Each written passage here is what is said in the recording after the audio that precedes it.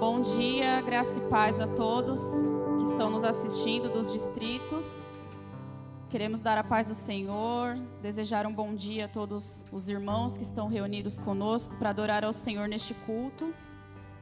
E eu quero convidar todos vocês a fazer uma oração conosco para nós darmos início ao louvor.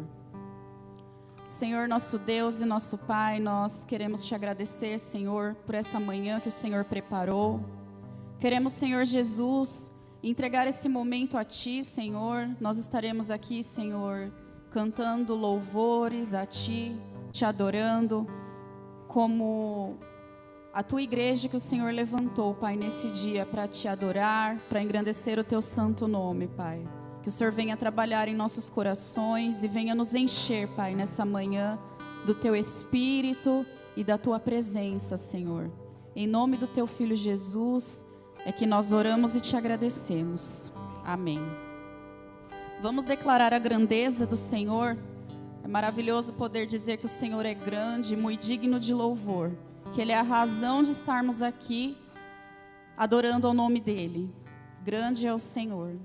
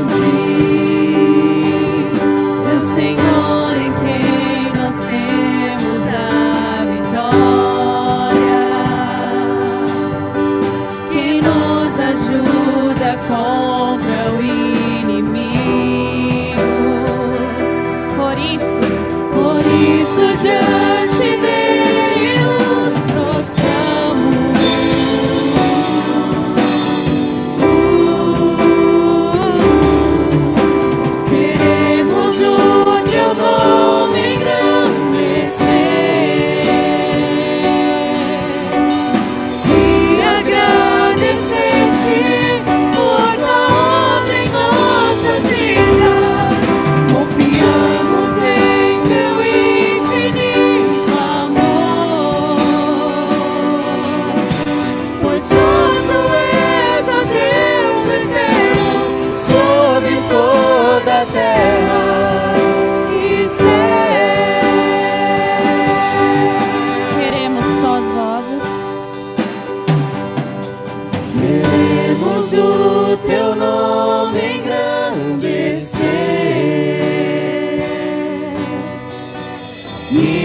agradecer-te por tua obra em nossas vidas. Confiamos em teu infinito amor, pois só tu és o Deus eterno sobre toda a terra. Pois só tu és o Deus eterno sobre toda a terra. Pois só tu és o Deus eterno sobre toda a terra e céu.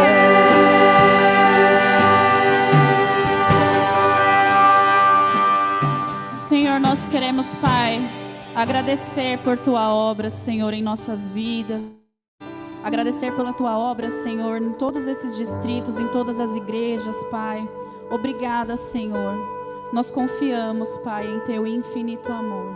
E vamos declarar nessa manhã que nós viemos para adorar o Senhor. Você está aí assistindo da sua casa, não está aqui no templo conosco, mas você pode adorar ao Senhor, porque Ele está aqui, Ele está aí com você, recebendo a sua adoração.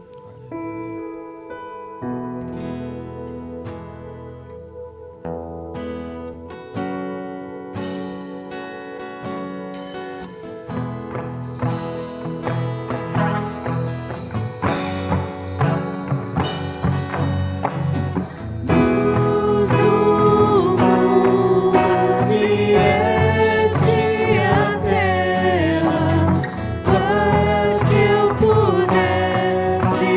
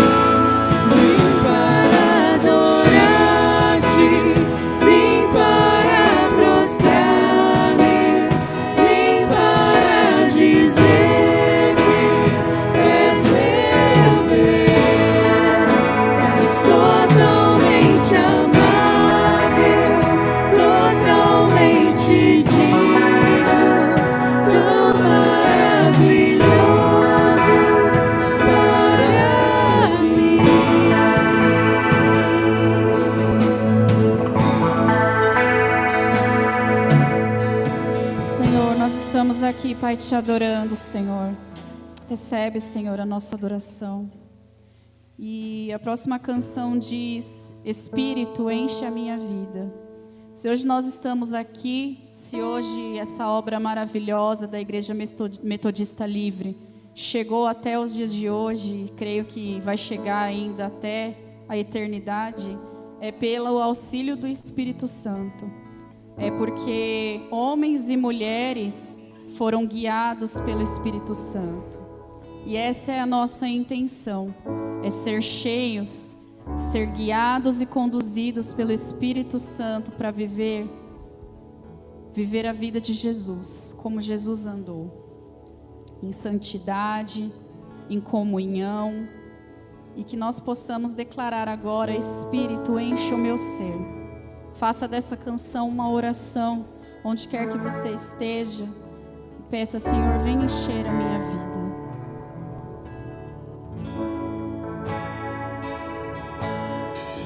Enche-nos, Senhor, com teu Espírito, Pai.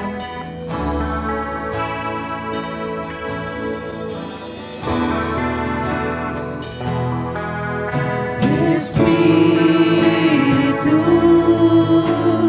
enche a minha vida. Espírito, enche a minha vida. Enche-me do teu poder, pois de ti eu quero ser. Espírito, enche o meu ser.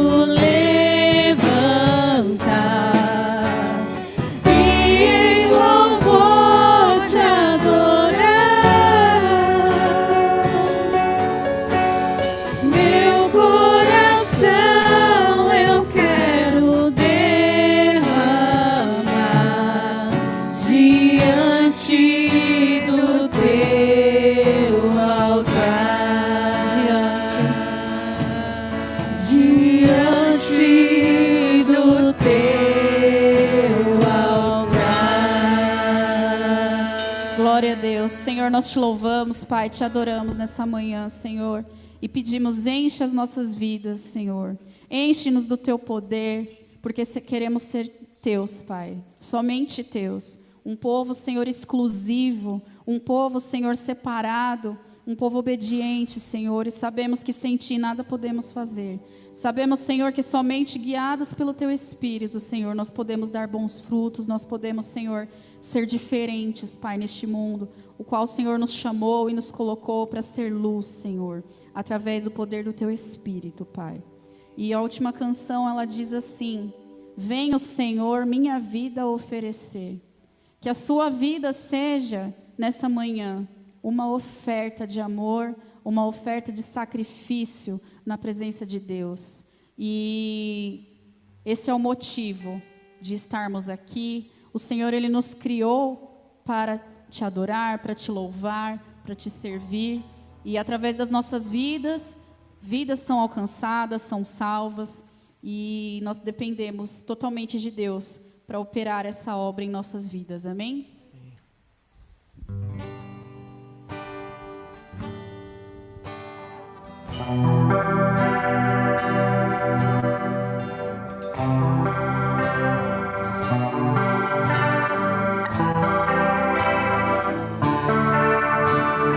Venha, Senhor, minha vida oferecer como oferta de amor e sacrifício. Quero minha vida a Te entregar como oferta viva em Teu altar. Venha, Senhor, minha vida. Venha, Senhor, minha vida oferecer como oferta de amor e sacrifício. Quero minha vida a Te entregar como oferta viva em Teu altar. Pois haja glória, foi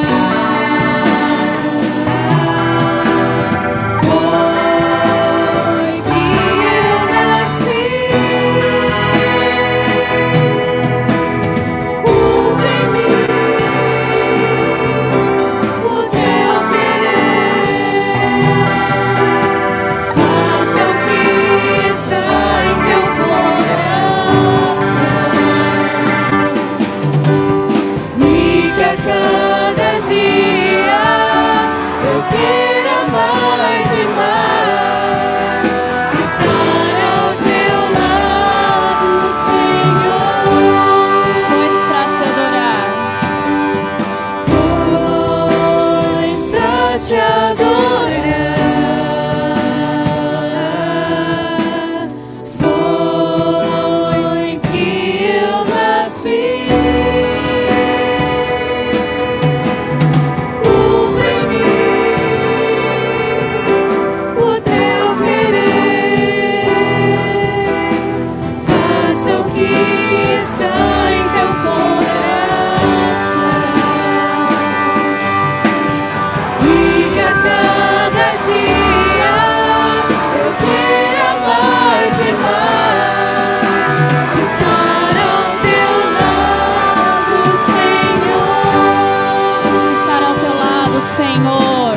Estar ao Teu lado, Senhor. Estar ao Teu lado.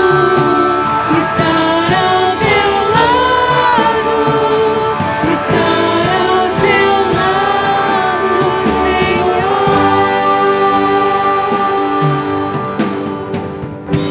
Cumpre, Senhor, o Teu querer, Pai. Não o nosso, Senhor. Não da nossa forma, não da nossa vontade, não na nossa força, Senhor. Mas cumpre o Teu querer, Senhor. Faça, Pai, da Igreja Metodista Livre, Senhor, o que está em Teu coração. E assim como essa canção diz, Senhor, que a cada dia nós venhamos querer mais e mais estar ao teu lado, Pai, fazendo a diferença, Senhor, levando, Pai, a tua luz, temperando, Senhor, esse mundo, Pai, sendo luz e sal, Pai, para quem precisa viver, Senhor, em transformação, em santificação, sem a qual ninguém, Senhor, verá a Ti, Pai.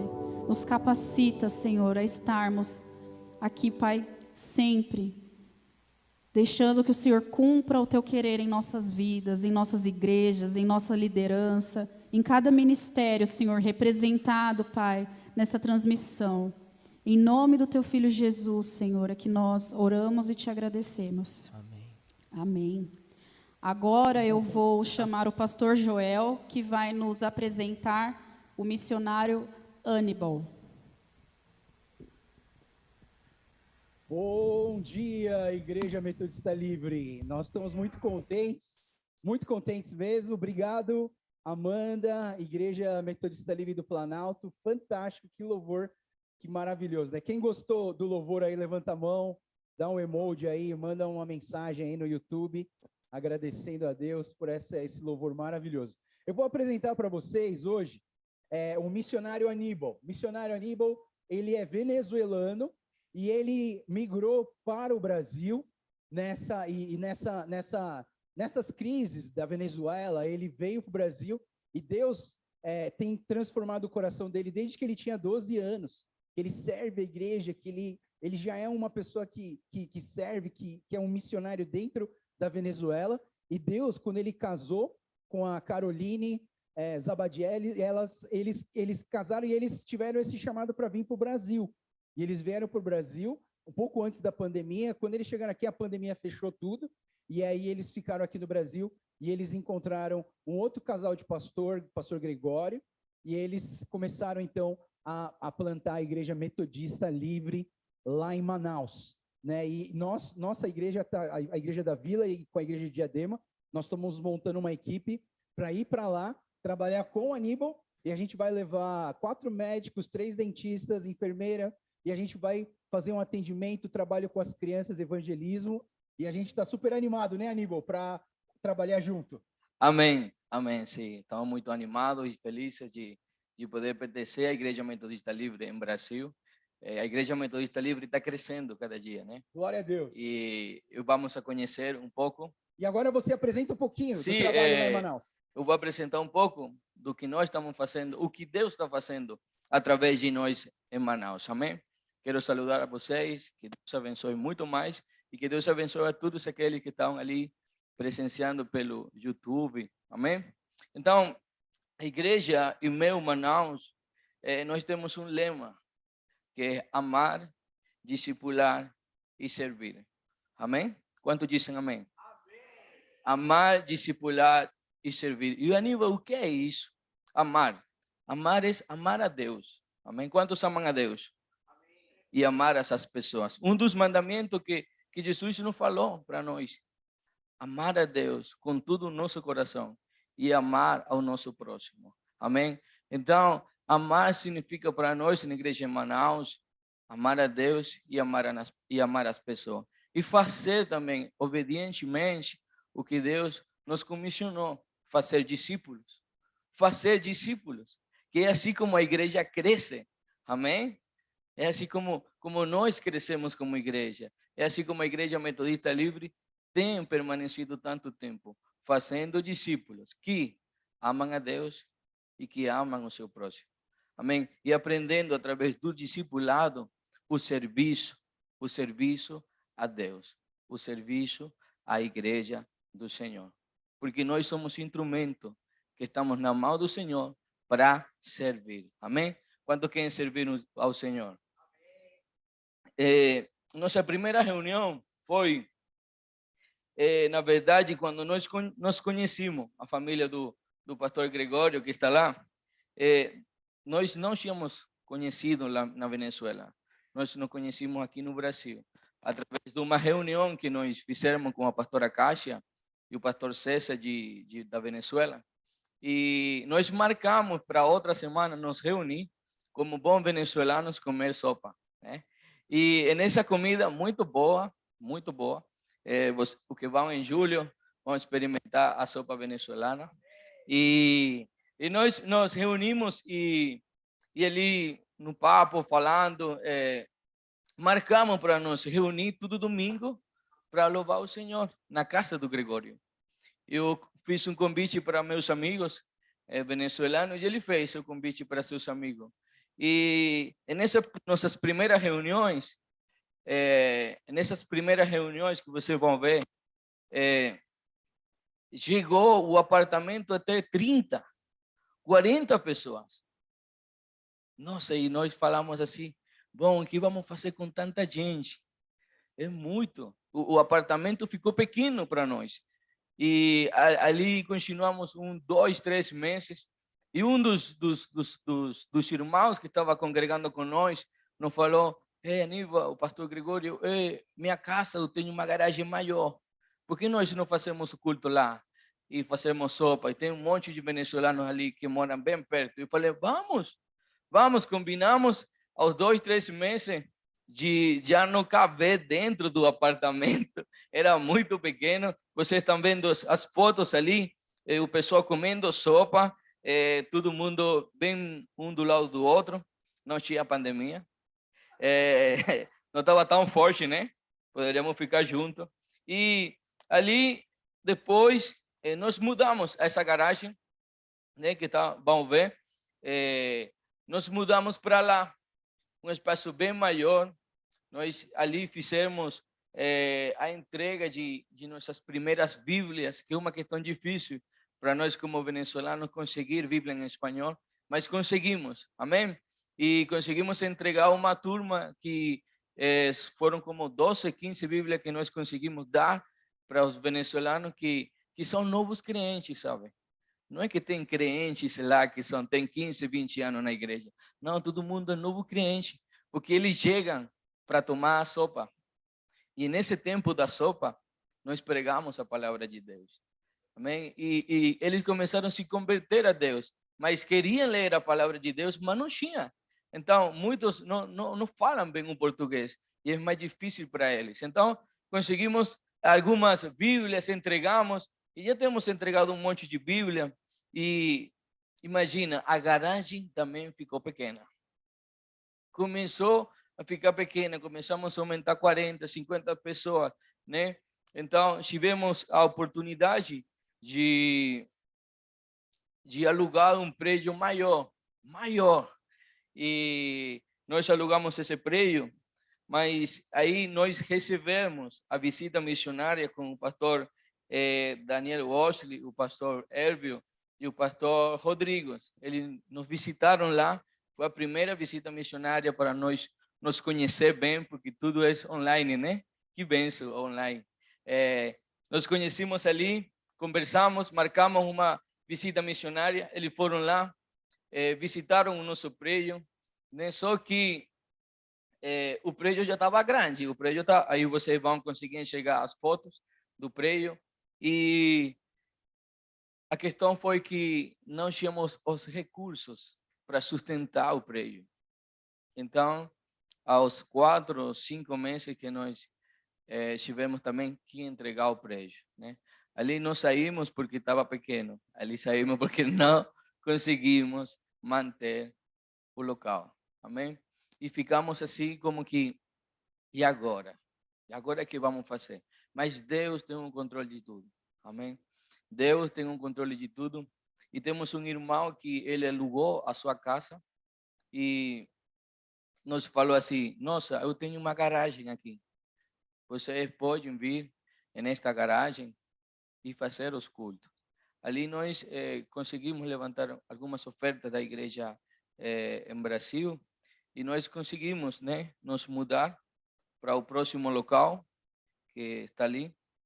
E já nós tínhamos instrumentos musicais, conseguimos comprar bateria, microfone, violão. Graças a Deus temos uma turma boa lá no Ministério de Alabança. Muitos músicos estão chegando da Venezuela e estão se incorporando ao trabalho em Manaus. Então, ali começamos a cantar, o culto venezuelano é bem avivado. E o que aconteceu? Fazíamos muito barulho. E Muito barulho. Então, os vizinhos, né? Nós perguntamos para eles: olha, você está tendo problema com nós? Não, não, fica tranquilo. Nós não entendemos o que você canta, mas gostamos. Ah, então bom. Mas o dono da casa, ele não gostava. Então mandou todo mundo embora. Nós estávamos alugando, tivemos que sair, né? Não tinha como. Então ficamos nessa semana. Isso foi já o mês passado. Já nós fizemos um ano já. E o mês passado, o pastor estava procurando um prédio, né, dentro do bairro. E ele se aproximou a uma banca. E nessa banca tinha um co-pastor de uma igreja. E ele falando assim, perguntou: olha, você tem um número do telefone desse prédio, do dono? E ele falou: não, não. E você? Ah, não, eu sou o pastor. E o pastor Gregório começou a comentar a ele do trabalho. E ele falou: nossa, pastor, por que nós não fazemos uma parceria? Nós podemos emprestar para vocês o prédio, para vocês se congregar, e aí quando vocês consigam alugar algum prédio, pode ir embora, né? Eu conheço você, eu gosto do ministério de louvor de você, eu morava perto de onde vocês estavam, então ficamos, nossa, então vamos conversar com o pastor. E como bom ditado venezuelano, quando nos pergunta quando nos podemos reunir, nós falamos: é agora. Nós não deixamos para depois. Não, mano, é agora. A reunião tem que ser agora. Então marcamos com o pastor dele para nos reunir. Esse mesmo dia à noite, nos apresentou a igreja, que é essa que vocês estão vendo ali, uma igreja muito linda, né? Então nós estamos tendo culto em espanhol e depois nós, o Ministério de Louvor, ficamos para apoiar ele em seu culto em português.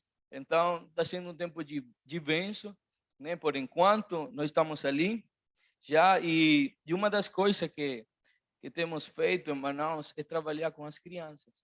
O Ministério da Criança que não pode faltar na igreja. São as próximas gerações. Ali estão os próximos pastores, ministros de louvor, missionários que vão para o mundo a pregar o evangelho de Deus. Ali estão nessa geração. Então nós fizemos, que o pastor Gregório tinha uma lanchonete, fizemos entrega de tigeladas para eles. Nós ali fazemos, pintamos, cantamos, pulamos, como criança, todo mundo é criança nesse dia. E doamos tigelada de graças para eles. Então, a primeira entrega de tigelada foi de 50 tigeladas, o máximo foi 50 tigeladas. E na segunda entrega foram já 80 tigeladas. E já os meninos nos estão perguntando para quando a terceira. É para julho. Amém?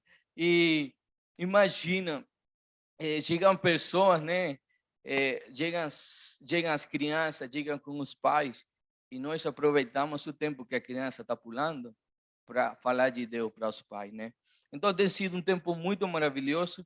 E aqui nossa última apresentação, que foi a segunda visita missionária com o pastor Daniel Orly, com sua esposa Hope e com nosso irmão Rubens, nós fizemos nossa primeira ceia do Senhor com eles. Nós fizemos nosso primeiro batismo como Igreja Metodista Livre. Amém? Nós celebramos esse dia, o batismo e a Santa Ceia do Senhor. Então, é um resumo do que Deus está fazendo em Manaus. E peço para vocês sempre estar orando, porque não podemos só.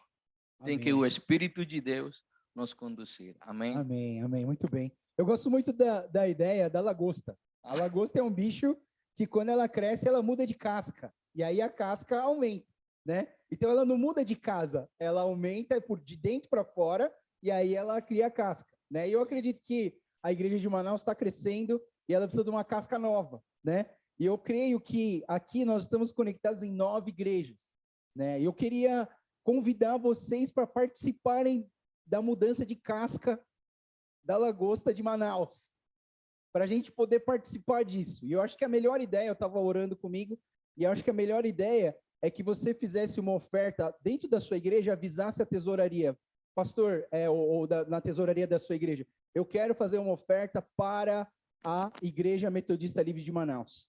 Eu acredito que o crescimento e o nascimento de uma igreja não acontece só com o trabalho deles, mas a nossa oração, o nosso investimento, o nosso dinheiro que a gente investe para o crescimento dessa igreja, né? Então, assim, eu queria convidar vocês, para vocês fazerem, talvez essa seja uma estratégia, que cada membro que você colocar no seu coração, eu quero ofertar para ajudar na igreja de Manaus, você passa para a tesouraria da sua igreja, a tesouraria da igreja, lá no concílio, consegue fazer o trâmite de mandar esse recurso lá para Manaus, tá? Então, vamos orar por isso, ora no seu coração, seja guiado pelo Espírito Santo, quem estava semana passada aqui ouvindo a pregação, sabe do que eu estou falando, seja guiado pelo Espírito Santo, se o Espírito Santo tocar no seu coração, vamos montar uma estratégia para apoiar o ministério, não apoiar só o missionário lá, apoiar a igreja lá. Nós temos 2 casais de missionários lá, né? E o Aníbal é um deles que veio aqui para fazer essa divulgação. E prepara mais 25x salada lá que eu tô chegando, tá bom? Tá bom, pastor. Ontem eu levei ele para comer no melhor, the best burger of the world. E não é Maduro, é Madeiro, tá bom? Não é Maduro, Maduro tá fora, Madeiro, tá bom? Tá Mas bom. graças a Deus. Vamos orar então, estenda a sua mão para cá. Vamos orar pela vida do Aníbal. Senhor Deus, muito obrigado, Pai, pela vida do Aníbal, mas não é só o Aníbal, o Aníbal representa a Igreja Metodista Livre de Manaus, Pai. E nós, como Distrito São Paulo-Paraná, nós oramos, Pai, pedindo a Tua bênção sobre esse ministério, sobre essa plantação dessa igreja em Manaus, sobre os missionários do casal do pastor Gregório, o casal do Aníbal, que o Senhor continue derramando graça, que o Senhor continue derramando o poder do Teu Espírito Santo sobre a vida deles, assim como a Amanda falou hoje, Deus, que sem o Espírito Santo nós não chegaríamos aqui, e sem o Espírito Santo nós não vamos conseguir plantar essa igreja lá em Manaus. E pedimos, Deus, que o Senhor esteja abençoando, fortalecendo, levantando mantenedores, pessoas com o coração missionário, que querem ajudar a plantar essa igreja lá em Manaus, Pai. E nós entregamos a vida dele nas Tuas mãos, consagramos esse projeto nas Tuas mãos, sabendo que a tudo aquilo que nós consagramos, o Senhor abençoa, e o Senhor, e se estiver no Teu coração, o Senhor vai levar para frente, vai fazer crescer. Eu creio, Deus, que não é vontade do inimigo de plantar uma igreja, resgatar almas para o reino de Deus. Então, com certeza, isso é obra do Teu Espírito Santo, é aquilo que está no seu coração. Colocamos a vida do Aníbal, esse tempo aqui em São Paulo, a visita pelas igrejas, que o Senhor esteja abençoando a vida dele. Oramos tudo isso, agradecidos em nome do Senhor Jesus. Amém. Amém. Amém. Amém. Agora eu chamo o pastor Albert, que vai trazer uma palavra para nós. Vai lá, Albert. Deus abençoe. Emerson Remo, muito bom vê-los aqui. Deixa eu diminuir aqui para não ficar com eco. Uma coisa que eu achei interessante, antes de entrar na mensagem aqui, que o Aníbal falou, né? Essa questão de amar, discipular e servir. E a revelação que Deus nos dá, ela traz esses 3 elementos de uma forma muito forte, muito potente, principalmente esse último ponto, o servir.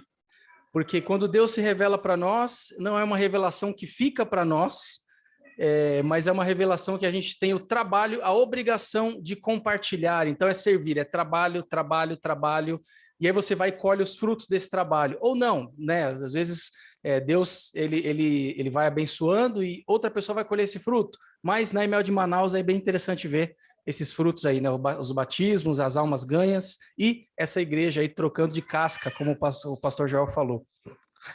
Muito bom, muito bom. Então, eu não sei quantos de vocês sabem, né? Mas eu sou formado em jornalismo.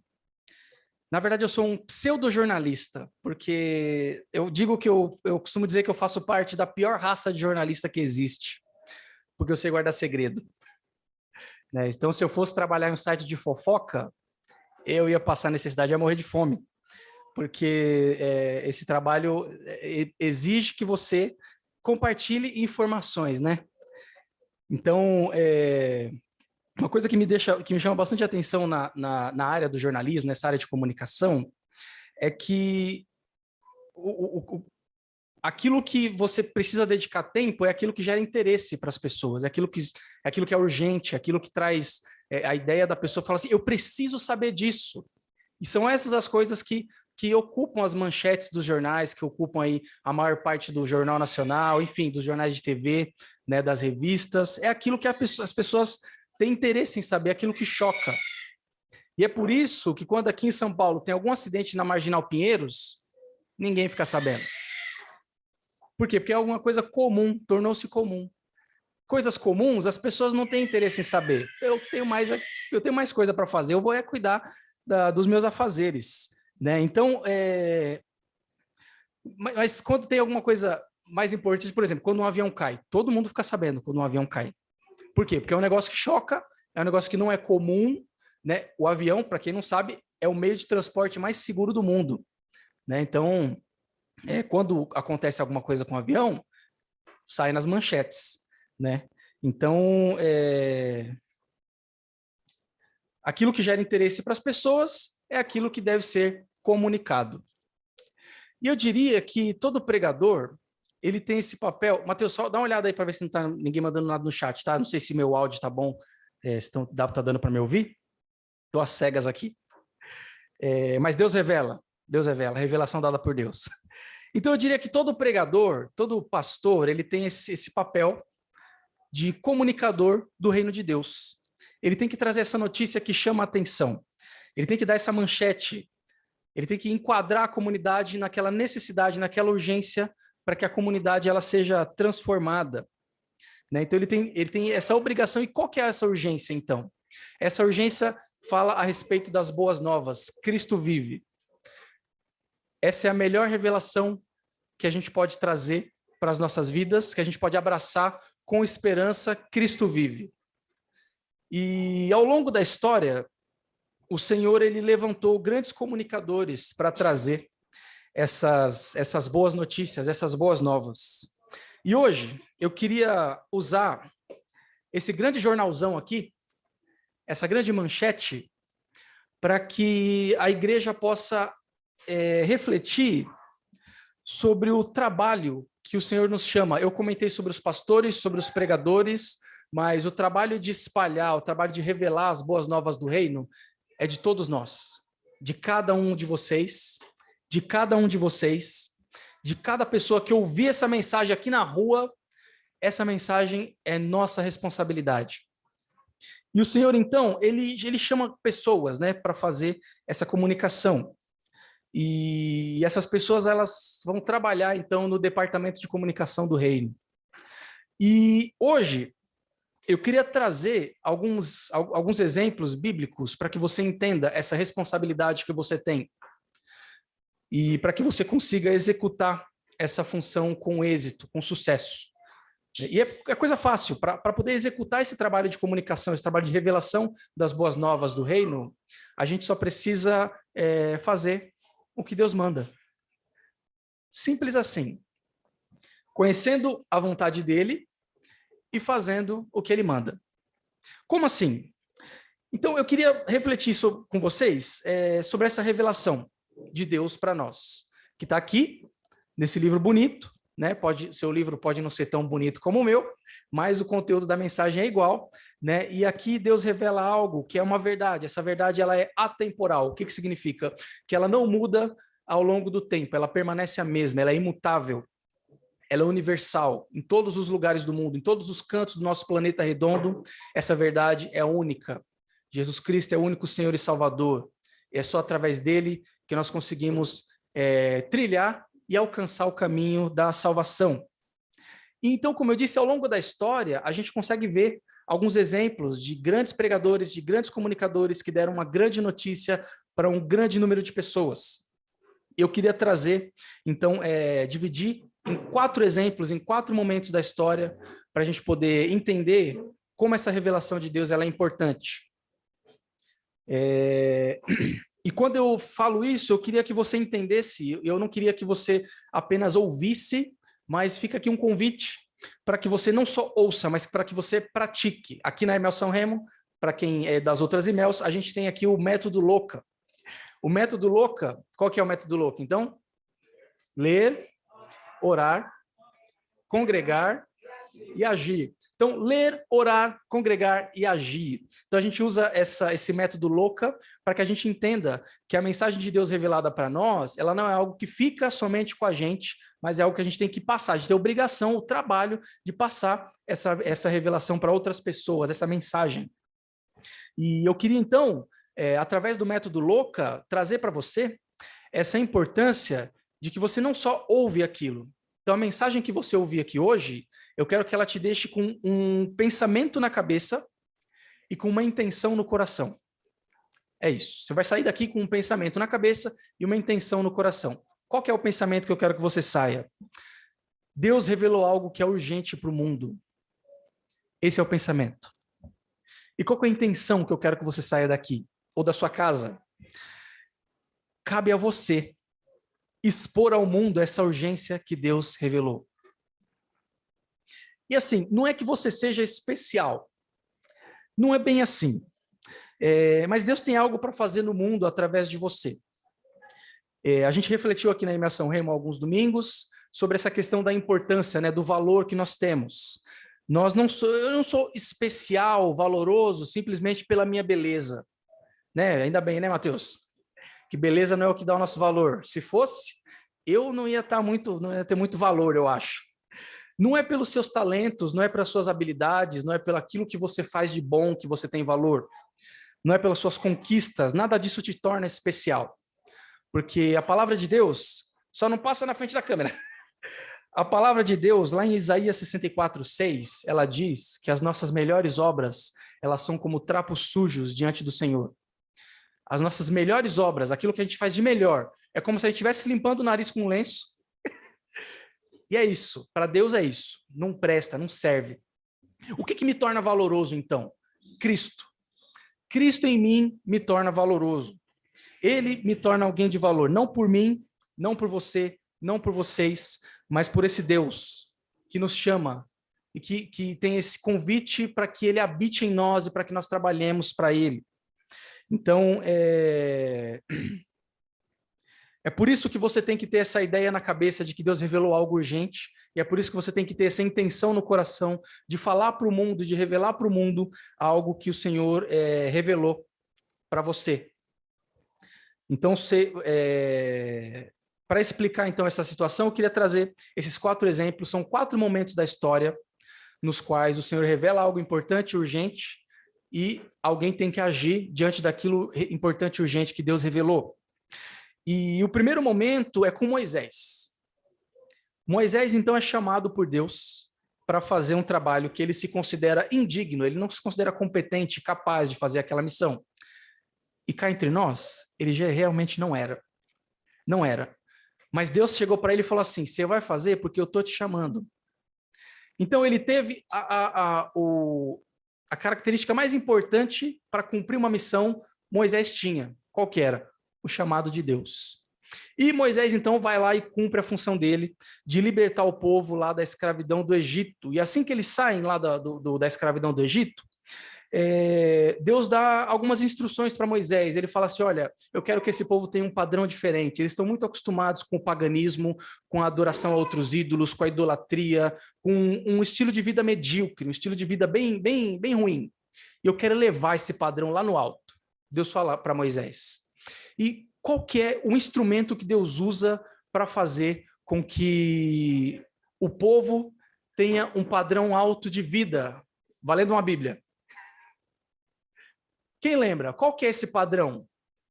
Na verdade, a Bíblia vale só para quem está aqui presencial, né? Porque eu posso entregar agora. Então, fica aí o convite. De vez em quando, a gente oferece Bíblias aí para o pessoal da Imersão Remo, se eles adivinharem, se eles acertarem. Quais são as instruções que Deus dá para o povo para que o povo tenha um padrão elevado de vida?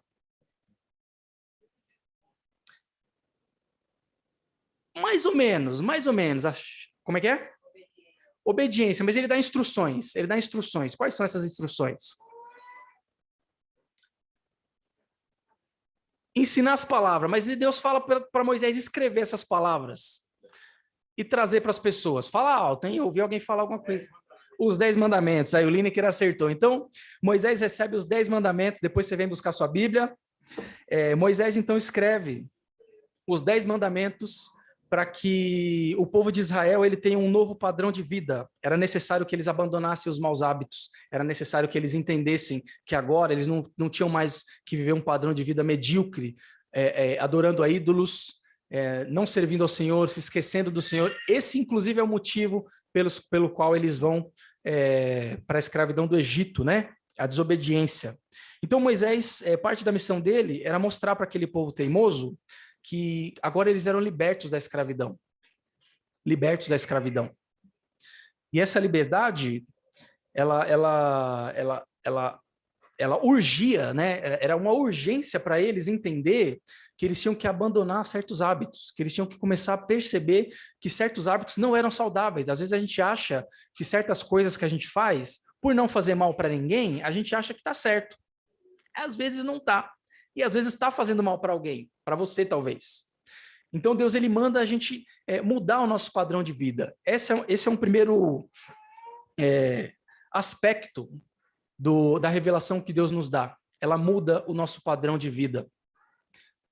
Não para qualquer outro padrão, mas para um padrão de vida elevado. Agora você faz parte do reino de Deus, departamento de comunicação, você tem que andar a caráter. Olha só como eu estou a caráter aqui, ó.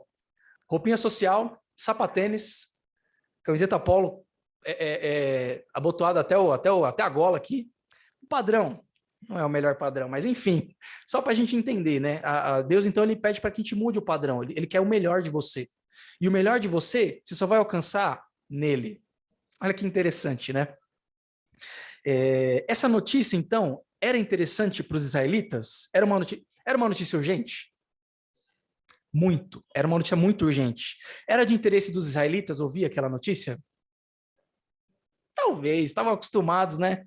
Com a idolatria, com o falso conforto do Egito, enfim. Podia não ser, né? Mas era uma notícia importante para eles? Bastante. Então, sem dúvida, essa referência era importante para Israel, porque sem essa referência, Israel não conseguiria viver em santidade, e eles não conseguiriam, posteriormente, levar essa mensagem de salvação para o mundo. Então, Deus tratou de encarregar a Moisés de dar essa mensagem importante para o povo, e essa mensagem era: mude o seu padrão de vida. Deus tem um padrão muito melhor para você, através dessa Bíblia, que é do Lineker agora. Deus ele estabelece um padrão de vida muito mais adequado para aquele que passa a servir ao Senhor Jesus. E essa é uma necessidade, a gente tem que mudar o nosso padrão. Quem que é o seu guia? Quem que é o seu modelo? Quem que é a pessoa que você olha e fala assim, nossa, queria ser tanto como essa pessoa? Quem que é o seu modelo para que você permaneça no caminho? Quem são as suas referências? Deus queria mudar as referências do povo de Israel, porque as referências deles eram referências prejudiciais. Eles estavam com foco lá no Egito, na idolatria, na adoração a ídolos, no esquecimento de quem Deus era. E a gente vê aí o que isso levou aquele povo. Então esse é o primeiro aspecto. A revelação de Deus para nós, ela nos traz uma mudança de padrão. Ela tira a gente desse padrão de vida medíocre ou um padrão de vida ruim e coloca a gente num alto padrão. Uma dica, né? Um dos aspectos desse padrão é o que Deus fala lá nos 10 mandamentos, Deuteronômio 6, para quem quiser conferir depois. E aí, esse é o primeiro aspecto. Então, e é o primeiro momento da história. O segundo momento da história, algumas centenas de anos depois, Cristo vem. Então, Cristo sempre existiu, mas houve um momento em que Jesus deixou toda a sua glória e veio ao mundo como homem para nos salvar. Viveu aqui e conheceu nossas dores, mas tudo ele sofreu e venceu em nosso lugar. Musiquinha lá, né, das crianças. Então ele vem ao mundo e traz esse modelo de vida, né? Ele traz como é que eu posso praticar, como é que eu posso fazer para que a minha vida seja compatível com esse novo padrão de vida que Deus me dá. E Jesus vem para ensinar isso para a gente, ele vem cumprir os mandamentos na prática. E ele vem e faz tudo aquilo que o Senhor já havia falado ao longo do Antigo Testamento, Jesus vai aplicando de maneira correta. Porque o povo naquela época eles não estavam muito focados, eles não estavam pegando os detalhes corretos ali da revelação de Deus, estavam focando mais na lei, estava esquecendo de que aquela lei tinha um propósito. Jesus vem e ele traz a aplicação da lei e o propósito da lei. E ele traz aí como é que nós vivemos uma vida em santidade. E então, depois que Cristo cumpre o papel dele na terra, ele começa a criar seguidores ali, né? Os seguidores vão crescendo, crescendo, crescendo, de maneira que os romanos, que é o pessoal que dominava a região onde Jesus estava ali, e todas as regiões do mundo habitável da época, os romanos começam a ter medo. Eles começam a se preocupar com o rumo que aquilo ali vai tomar. Os seguidores de Jesus estão crescendo muito, o negócio está ficando fora de controle, a gente tem que dar um jeito de acabar com isso. E o que eles fazem? Isso mesmo, perseguem. Eles começam a perseguir os cristãos. Eles são perseguidos de forma violenta e cruel. E depois, isso acontece depois que Cristo ele ascende aos céus. Ele vem, vive, depois de 3 anos do seu ministério, ele é crucificado, morre, ressuscita ao 3º dia, aparece para alguns cristãos. A gente viu isso, né, no caminho de Emaús, semana passada. Então, ele aparece para algumas pessoas e depois ele ascende aos céus. Ele volta para sentar à direita de Deus Pai, até que ele tenha que retornar na sua segunda vinda, que é onde vai vir o julgamento. E aí, quando ele sobe, então, aos céus, quando ele ascende aos céus, os cristãos começam a ser perseguidos aqui. E aí, é uma perseguição que não é um negócio assim, tipo, de pega-pega, né? Opa, peguei, tá com você. É uma perseguição cruel. Né? Então, cristãos que foram empalados, né, que atravessaram a lança, incendiados vivos, eles foram jogados nas covas dos leões, eles foram perseguidos e hostilizados. Essa perseguição, aqui no Brasil, a gente não tem mais. Mas tem uma região do mundo que a gente chama de Janela 1040, principalmente no Oriente Médio ali, onde tem outras religiões que perseguem, né, cristãos, ali o bicho pega também. Mas, enfim, um desses caras que foram perseguidos chama-se João, e ele escreveu o Evangelho de João e, provavelmente, o livro de Apocalipse. Sabe o que significa o livro de Apocalipse? Apocalipse, a palavra? Mateus deve saber, ou Lucas. O que significa Apocalipse? Revelação. Então, Apocalipse foi um livro, o último livro escrito da Bíblia, provavelmente, e esse livro ele traz uma revelação importante. Então, o Senhor ele mostra para João, ele revela para João, no momento muito importante da história da igreja, que era um momento de perseguição. Deus ele decide mostrar para João que as coisas estavam no controle. Que apesar do sofrimento, apesar da perseguição, apesar da crueldade pela qual eles estavam passando, existia esperança. Então João ele é levado para ser exilado lá na ilha de Patmos, que é uma ilha que, segundo alguns teólogos, é uma ilha que era usada para exílio político. Então prisioneiros políticos eram levados para a ilha de Patmos, que lá eles iam ficar solitários, tristes, depressivos e morreriam de tristeza. Né? Então, esse era o objetivo principal do exílio na ilha de Patmos.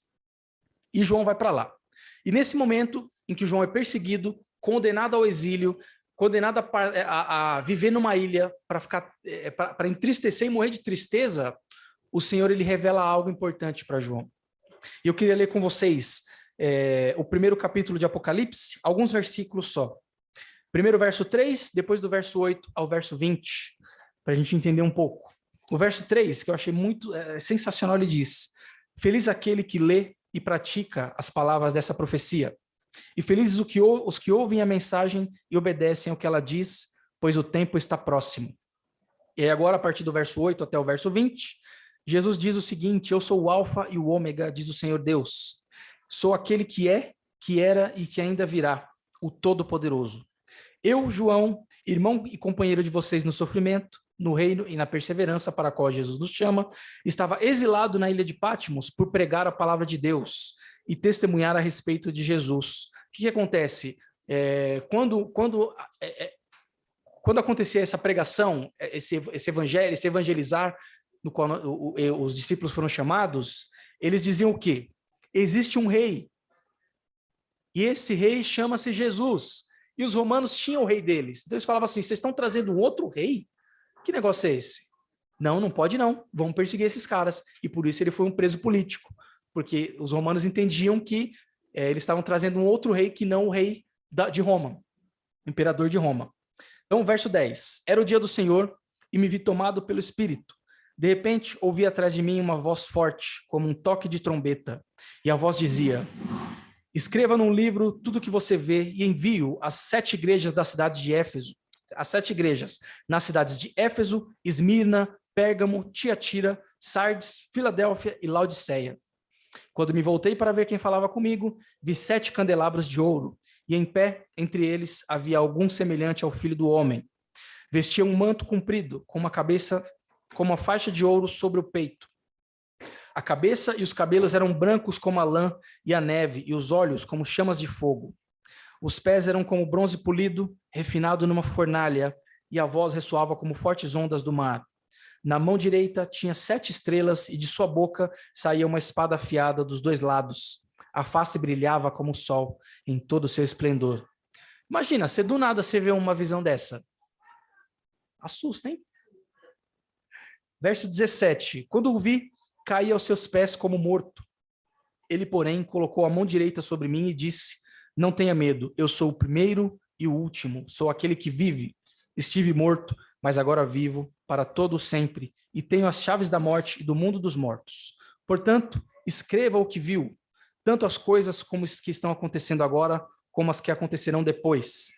Esse é o significado do mistério das 7 estrelas que você viu em minha mão direita e dos 7 candelabros de ouro.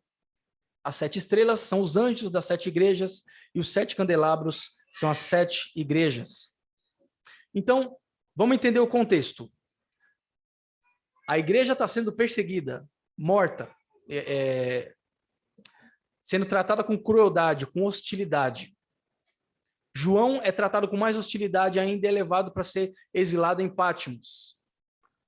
E Deus traz uma mensagem e diz: ó, escreve tudo que você está vendo agora e tudo que vai acontecer depois. E manda para essas 7 igrejas. Qual que é o objetivo dessa carta? É Deus revelando algo para essas 7 igrejas. A perseguição que elas estão passando, o sofrimento, a hostilidade pela qual elas estão passando no momento, vai ter fim.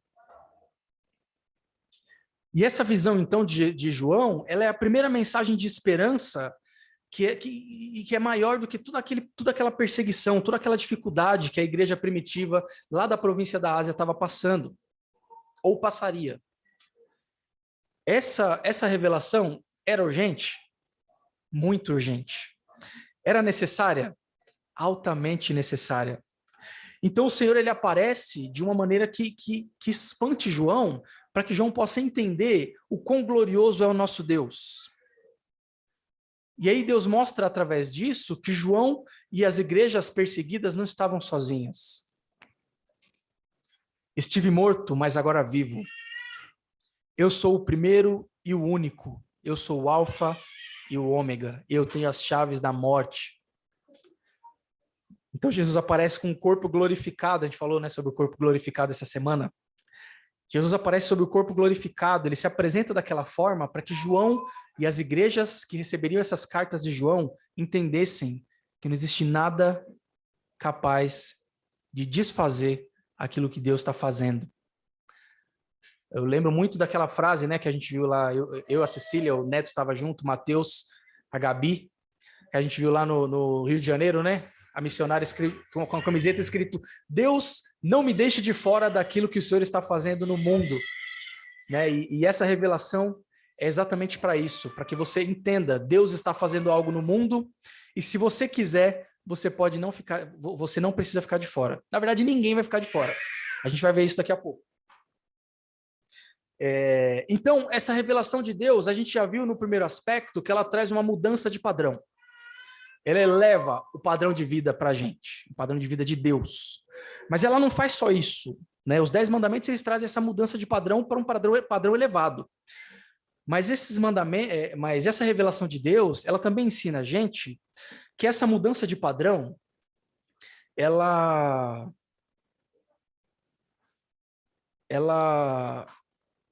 nos mostra e nos ensina que existe alguém que tem toda a autoridade e poder Então, ela não só muda o nosso padrão, ela mostra que aquele que exige que a gente mude de padrão, ele tem autoridade, poder, e ele dá o exemplo para que a gente mude esse padrão. Cristo deu o exemplo. Então, quando eu digo que você vai participar do plano de Deus para o mundo, é porque em Romanos 14:11 ele diz que toda língua confessará que Cristo é Senhor e todo joelho se dobrará diante de Deus. Toda língua confessará, todo joelho se dobrará. Só que assim, se você reconhece que Cristo é Senhor, a sua língua confessa e o seu joelho se dobra de maneira suave, gentil e prazerosa. Se você não reconhece, se o seu coração não está sintonizado com Cristo, você vai reconhecer, mas de uma maneira talvez, de uma maneira com certeza não nada agradável. Porque ele é. Fato, ele é.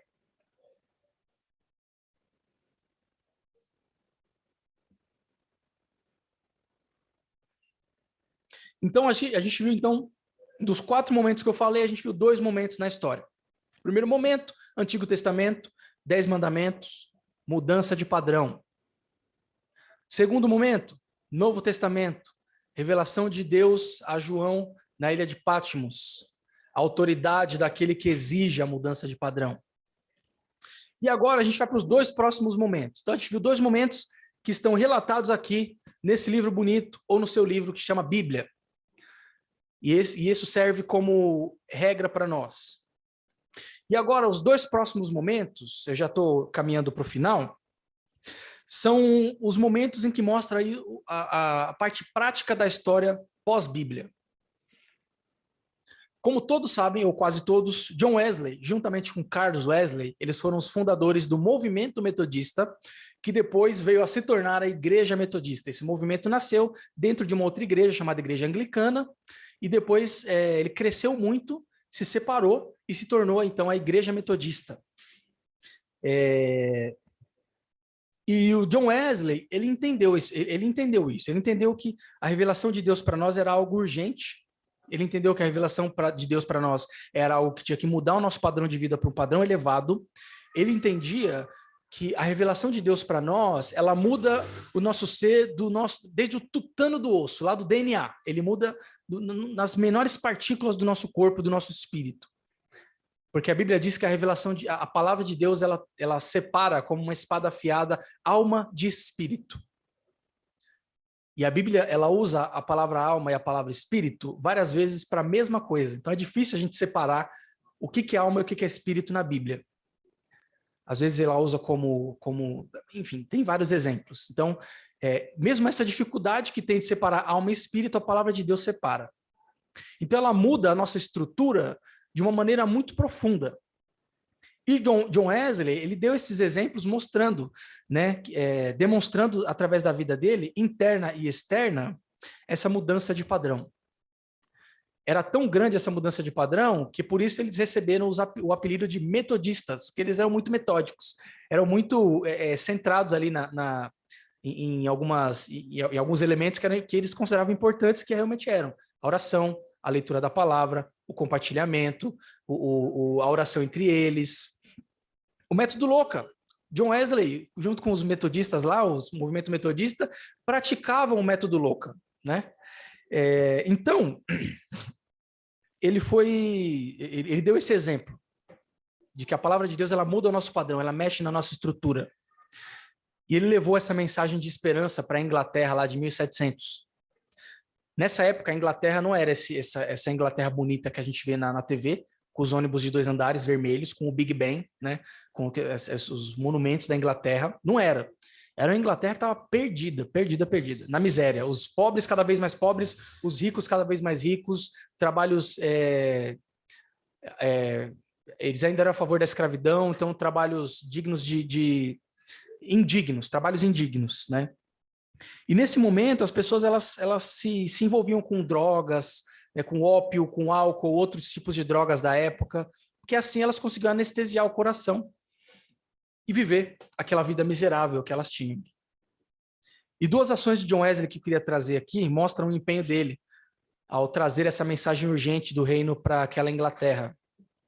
Primeiro, ele pregava nas minas de carvão. As minas de carvão eram os piores empregos, fazia parte dos piores empregos da Inglaterra, porque era um emprego sujo, eles trabalhavam muitas horas, às vezes mais de 14 horas por dia. Imagina, trabalhar mais de 14 horas por dia para ganhar miséria. Era um povo que era como se fosse um povo esquecido pela sociedade. John Wesley acordava cedo, e isso eu acho incrível, né, esse negócio de acordar cedo de madrugada, para ir pregar para os trabalhadores nas minas de carvão. Não só isso, ele percorria longos caminhos para pregar. Sabe quantos sermões, mais ou menos, John Wesley pregou em vida? Em morte não tem como. Em vida, mais de 40 mil sermões. 40 mil. Eu não cheguei nem nos 1000 ainda. 40 mil, mais de 40 mil. Sabe quantos quilômetros ele percorreu? Mais de 460 mil quilômetros. 460 mil quilômetros, não faço ideia de onde dá aqui, mas é longe. É longe. E naquela época não tinha Uber, né? Não tinha táxi, não tinha, né? Então ele percorria ou a pé ou a cavalo. E olha o empenho que ele tinha, olha a urgência que ele entendia que existia naquela mensagem que Deus revelou. E a Inglaterra de John Wesley, então, ela precisava saber que havia uma esperança em Cristo. Eles precisavam receber essa mensagem importante e urgente, de que existe esperança em Cristo, de que existe um padrão de vida melhor. Não nos vícios, não na pobreza, não na miséria, mas na glória de Deus. Então ele entendia que Deus tinha dado uma revelação urgente para ele. Na verdade, que Deus tinha dado uma revelação de Deus urgente, uma revelação urgente para o mundo. E que ele tinha um papel importante nessa revelação. Esse é o terceiro arco da história, então. A gente aprende aí com John Wesley. Primeiro arco, os 10 mandamentos, mudança de padrão. Segundo arco, a revelação de Apocalipse, autoridade daquele que te exige a mudança de padrão. Terceiro arco da história, a ação. Então, John Wesley, entendendo que existe uma mudança de padrão, entendendo que aquele que exige a mudança de padrão tem autoridade para pedir aquilo, ele executa. Ele muda esse padrão. Ele traz essa mensagem. E o quarto arco da história é um arco mais recente. Cadê? Cadê? Eu não sei quantos de vocês já leram esse livro. Para quem está no YouTube aí, é o livro Vitória, escrito pela Midori Oshima, né, junto com o pastor Marcelo. Esqueci o sobrenome dele, mas está aqui. Pastor Marcelo. É um livro que conta a história da chegada da Igreja Metodista Livre no Brasil. E ele conta de um jeito, não de um jeito como os livros de história. Tem amor, tem sabe? É alguém que está contando essa história. Tem amor ali, tem a pessoalidade da Midori, tem a pessoalidade do pastor Marcelo escrevendo. E, nossa, quando eu li esse livro, meu coração ficou muito alegre, porque entender a história da Igreja Metodista Livre, como Deus trabalhou no coração de japoneses para que eles viessem para o Brasil, né, trazer a igreja para o Brasil, assim como Deus moveu o coração deles, como Deus se revelou para eles de uma maneira tão intensa que eles tiveram que vir para cá para poder pregar o reino aqui, como Deus deu visão para alguns deles. O negócio é sobrenatural. E ele traz essa história que foi iniciada por cristãos que eles tinham um pensamento na cabeça e uma intenção no coração. Eles tinham esse pensamento de que Deus revelou algo urgente para o mundo. E eles tinham essa intenção no coração de levar essa mensagem urgente a todo mundo que eles conheciam. Vieram para o Brasil. E olhando para o cenário relatado no livro e para o contexto atual da nossa igreja, deixa a moto passar.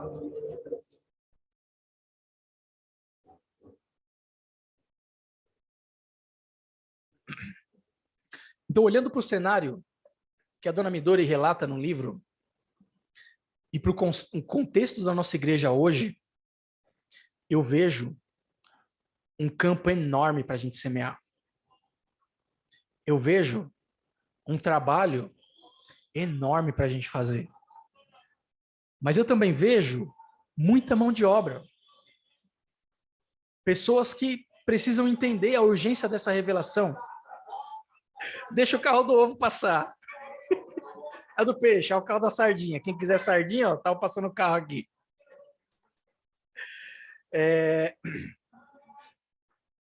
Então a gente tem um campo muito grande para semear. Existem pessoas que não conhecem essa mensagem urgente de Cristo, de que Cristo vive. Existem pessoas que vivem uma vida medíocre na miséria, achando que estão no melhor, no bem bom, só porque tem dinheiro, só porque tem status, só porque tem beleza. Isso não é o suficiente. Se você não tiver Cristo, você vai para o inferno. Se você não tiver Cristo, você vai passar a sua vida inteira e a eternidade da sua vida longe de Deus. A presença de Deus que você vai ter quando você estiver longe, afastado de Cristo no dia do julgamento, vai ser a presença de Deus em juízo. Recomendo que você olhe depois em Apocalipse as taças da ira de Deus. Aí você vai entender a urgência, aí você vai entender a importância de não estar nesse grupo que não vive de acordo, que não está em sintonia com Cristo. Depois você olha lá, 7 taças da ira de Deus, lá em Apocalipse. Mas eu sinto também que a gente precisa se comprometer mais com a mensagem de Cristo. Essa mensagem do Cristo que vive, essa mensagem do Deus que nos ama, essa mensagem do Deus que nos dá valor pela habitação dele em nós, essa mensagem desse Deus que estabelece um alto padrão de vida, ela precisa ser levada mais a sério por nós. Por nós, Imel São Remo, por nós, Igreja Metodista Livre, por nós, Distrito SPP, a gente precisa levar mais a sério essa mensagem. Porque se a gente não leva a sério, se a gente não entende essa importância, a gente vai começar a dar foco para coisas que não precisam de foco, para coisas que não merecem importância.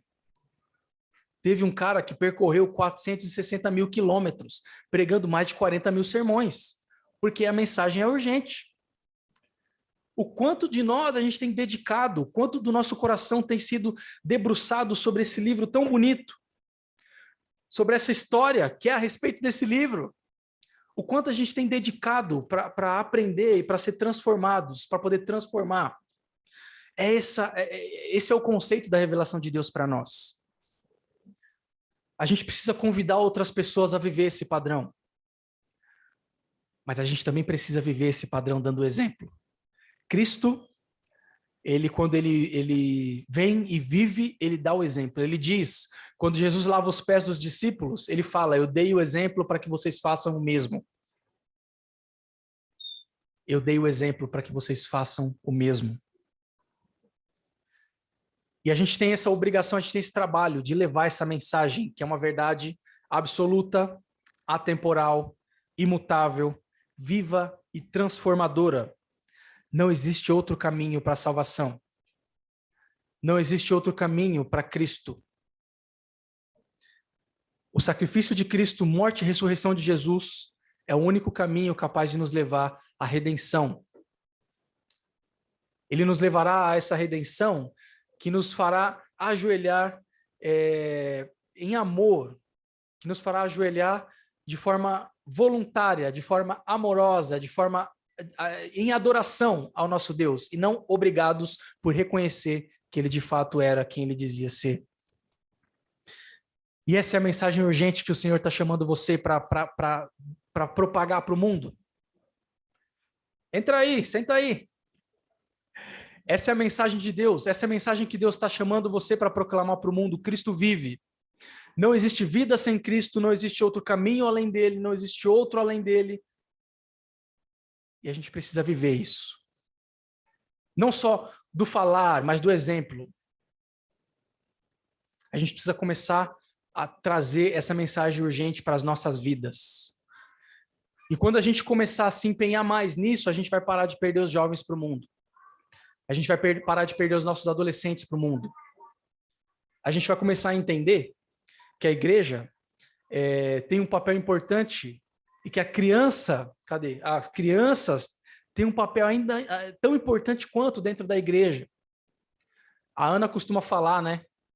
A minha esposa, para quem não conhece, que o mundo está aí cheio de teorias anti-Deus, as escolas estão cheias de teorias anti-Deus, com fundamento e argumento, enquanto as nossas crianças nas escolas bíblicas dominicais estão lá pintando a Arca de Noé. Mas não sabe de teologia, não conhece a história de Cristo. Então as crianças têm um papel importante. A gente está terminando o maio aí, né? O maio laranja, o mês de proteção, o mês de prevenção à proteção, de prevenção ao abuso infantil. A gente precisa olhar para as crianças como seres que vivem, que são pessoas. E elas têm o papel delas no reino. O que Cristo fala? Vinde a mim as crianças, deixe que elas venham a mim, pois delas é o reino de Deus. Então, quando a gente abraça essa mensagem, quando a gente entende que essa revelação ela vem para nós, mas não fica em nós, tem que sair de nós e ir para os outros, a gente começa a cumprir o chamado de Deus para as nossas vidas. A gente começa a perceber que tem gente que está se afastando do caminho e que a gente tem que ir lá e abraçar essa pessoa que está se afastando do caminho, pegar pela orelha e trazer de volta. No amor. Sempre no amor. A revelação que Deus nos dá, ela tem que permanecer em movimento. Em movimento. Ela chega para você e você leva para outro. E aí a gente vai começar a ver uma mudança. Quando você lê esse livro, eu tenho 2 aqui para doar, quem quiser. Quando você lê esse livro, você vai entender o que eu estou falando. Quer dizer, lê esse livro aqui primeiro. Mas esse livro é bom também. Esse é mais importante. Você vai entender do que eu estou falando. Porque esse livro aqui, ele fala do poder de Deus ao longo da história, quando Deus estava escrevendo a mensagem que ele tinha para trazer para o mundo. E esse livro aqui, ele vai falar a respeito de um pedaço dessa mensagem que chegou no mundo através da Igreja Metodista Livre. Esse livro mostra servos de Deus obedecendo ao mandato, à ordem. E aí, a gente vai começar a ver o poder de Deus agindo, o poder de Deus movendo. Assim como Deus tem feito lá na EMEL de Manaus, assim como Deus tem feito em outras igrejas que a gente sabe que tem crescido, que tem cumprido esse papel. Porque se a gente não cumpre esse papel de trazer essa mensagem urgente, o mundo vem com mensagens fúteis, irrelevantes e medíocres e roubam o coração daqueles que são fracos, daqueles que são novos na fé, daqueles que ainda não alcançaram a fé. E repito, é por isso que a gente está perdendo os nossos adolescentes para o mundo, os nossos jovens, as nossas crianças. É por isso, porque a gente não está empenhado. A gente precisa dedicar muito mais energia do que o que a gente tem dedicado atualmente. E Deus dá todos os recursos que você precisa. O Espírito Santo dele, ele habita em você e te dá o poder que você precisa para poder levar essa mensagem, para poder viver essa mensagem. Só que você vai ter que abrir mão. Aí, meu amigo, quem está com Cristo, está com Cristo. Quem não está, sinto muito. Que o Senhor te abençoe com responsabilidade. Que o seu coração se incomode com essa urgência das boas novas que vêm com Cristo. E que você durma e acorde motivado a cumprir aquilo que o Senhor tem chamado você para fazer. Isso é uma oração. Não é praga. Não estou jogando praga, é uma oração para você. Que você adote esse pensamento na cabeça e essa intenção no coração. Que sejam pensamento e intenção dignos do padrão do Deus a quem todos nós servimos. Eu ouvi um amém? Amém. Pastor Chigueira, com você agora. Bom dia.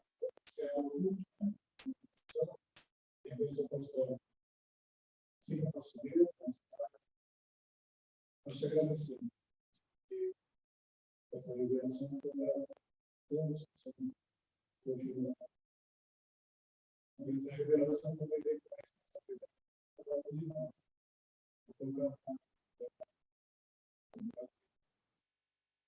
Que o Senhor possa nos capacitar através do Espírito Santo.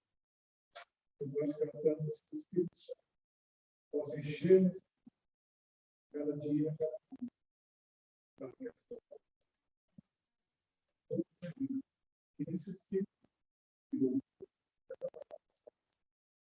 nós te agradecemos pela excelente nós ouvimos trabalhar igreja do Senhor e também o distrito São Paulo e Paraná. Que o Senhor esteja abençoando cada igreja O Senhor te abençoe diante das lutas, diante das bênçãos. Que o Senhor está frente de cada pessoa. É isso que eu quero te agradecer, porque o Senhor é o Senhor sobre todos nós, sobre todas as coisas.